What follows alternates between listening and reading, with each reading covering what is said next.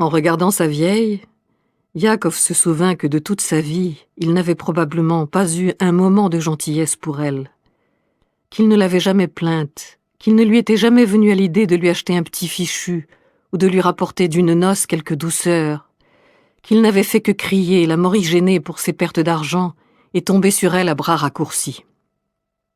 À vrai dire, il ne l'avait jamais frappée, mais quand même il lui faisait peur et chaque fois, elle restait pétrifiée de terreur. Oui, il ne lui permettait pas de boire du thé parce que, même sans cela, il dépensait trop, et elle ne buvait que de l'eau chaude.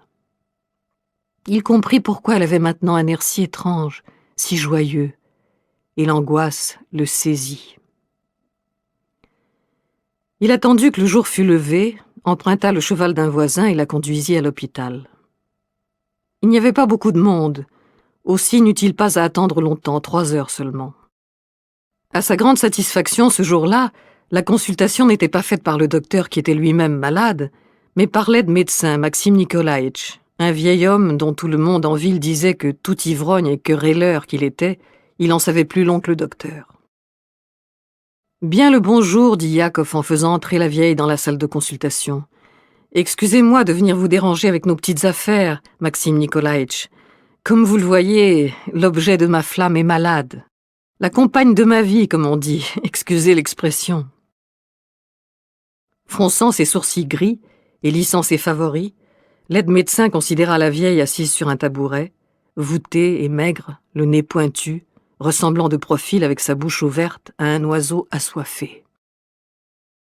« Oui, dit lentement l'aide-médecin en poussant un soupir. « C'est l'influenza, et peut-être même la fièvre chaude. Il y a des cas de typhus en ville. Quoi, la vieille a fait son temps, Dieu merci. Elle a quel âge ? 70 dans un an, Maxime Nikolaïtch.